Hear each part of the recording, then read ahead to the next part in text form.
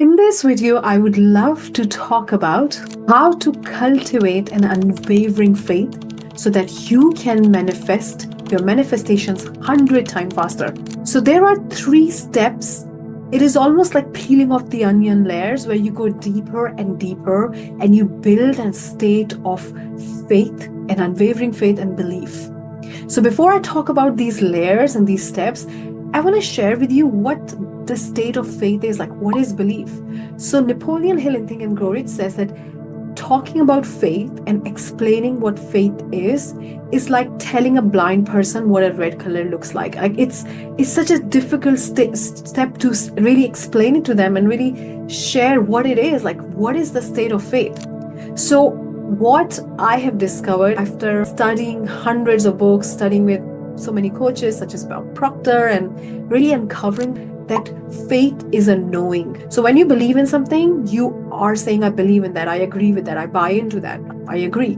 But faith is a lot deeper. Faith is a knowing, what you know to be true about you. What are you conscious of being right now? What is your state of knowing? And that is faith. And knowing beats belief every single time, or knowing beats positive thinking every single time, because when you're thinking positive and when you're thinking I'm a millionaire, when you're affirming those things, if you know that it is not true and you have this knowing and you have this state of awareness, then every time you will affirm that you're a millionaire, you will have an opposite thought saying no, you're not, right? So it will almost kill that thought and you will start to feel the opposite feeling of lack. That's why sometimes affirmations don't work, because knowing beats positive thinking every time. So what we really want to know is we want to look at the knowing and see how it was created and how we can create the state of unwavering faith. So when we talk about the knowing, what you know to be true about you today has been created with the same way that we can change it. So once you understand how your current knowing about you was created, you can find a powerful way to create it. So what you know to be true about you is not really true. In fact, you have been told this over a period of time. You have a human experience. When you were growing up, you had those incidents where you were told you're not good enough, or money's so hard to earn, or you're not that intelligent. And all those things turn into your knowing because you believed it over a period of time and it became what you know to be true. So these are the 3 powerful steps that you can use to really release that knowing and build and cultivate an unwavering faith. The first step is according to who. This is a beautiful frame. According to who this is true. So if the phrase is money is hard to earn, if this is your knowing, then according to who? Looking at the experiences of those people where money is so easy for them to earn. Money is always there for them, no matter what happens, even if they're going through some personal challenges, whatever. Money is always there. It's not even a question. Even when they're going through some tough time in their lives, when they're low vibe, whatever, money is always there and it's so easy to earn, and they're just being themselves and they're doing what comes easy to them, and it's so effortless, and they just attract money like a magnet, and it's so powerful.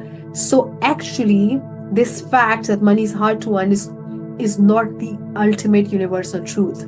So what you want to understand is that what you're knowing about you right now is not the ultimate universal truth. So you're saying, according to who is it true? Is it the absolute truth? And you will realize most of our knowing, our beliefs are not, which has ultimately turned into our knowing. The second thing is, we want to convince ourselves logically, because if your logical mind, your conscious mind is not on board, anytime you affirm something to impress on your subconscious or reprogram your subconscious, is going to be rejected by your logic, by your conscious mind. And in order to do that, you want to look at the people and example and hang around with those people and feed your mind with the data and information where that thing is normal and that thing is everywhere and that thing is so obvious. And the more you do it, you normalize that thing. So let's say you want to manifest a really beautiful house, and right now your mind is saying it's too big, it's not possible. If you start hanging around those people who have beautiful mansions, or if you start watching shows on TV or watching those people on YouTube, or start seeing those examples everywhere around you, and the more you feed your mind with that information, the more you will normalize that thing, because there is no such thing as big and small. It's big for you. Maybe somebody who has got a $500 million house, the house we want to manifest is too small. So there is no such thing. It's all relative, right? So what you want to understand is that the more you start to feed your mind with different facts, because remember, your belief which turn into your knowing were created by facts, by some information that were fed into you. And the more you change that information, the more logically you will normalize bigger things. So the things that feel bigger will feel normal. And that is a journey of cultivating a belief. When the things that feel big, the things that feel too good become normal. They become who you are. That's their belief system. That's your identity. That's who you are. And the third thing about building unwavering faith is you don't have to worry about having the faith. So the more you consciously worry about, oh, I need to have faith, I don't have faith, and the more you worry and the more you stress, the more you will focus on not having faith. Okay? What you want to understand is that having the faith or having doubt both demands you to believe in something that you have not seen yet.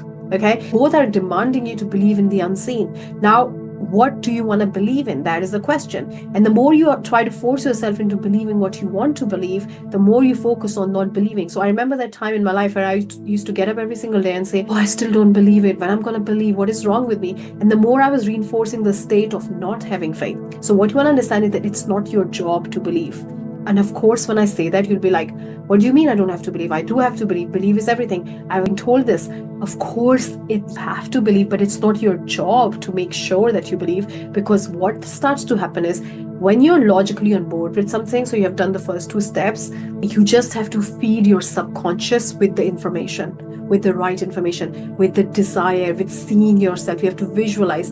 And if you're somebody who struggles with visualization and doing meditation, I have a powerful video to show you 4 other tools that you can use if you struggle with visualization. So you might want to the channel, and we can put the link in the comments below as well.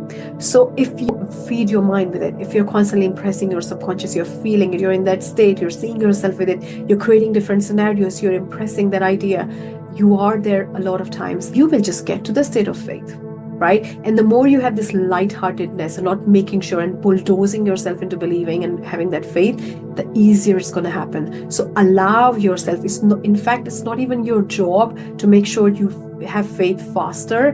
The more you impress and the more you have desire and the more you emotionally connect with it, it will happen automatically. So faith is like building a state where you impregnate your mind with that desire, and you cannot control when you impregnate your mind. What you can do is you can constantly impress your subconscious, and your subconscious mind is the womb of creation. So the more you impregnate your mind, the more you impress that idea, automatically that thing will just go in the womb of creation.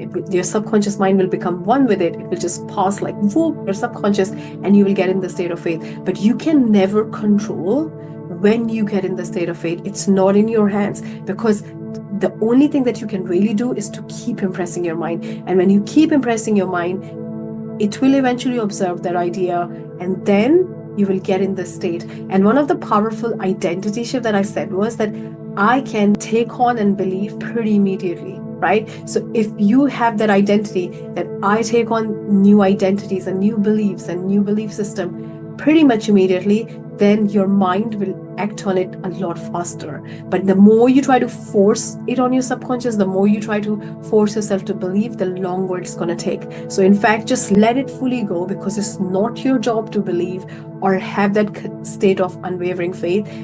Your job is just to impress, and your subconscious is the womb of creation. So the more you keep impressing, the more faster it's going to take that state of unwavering faith.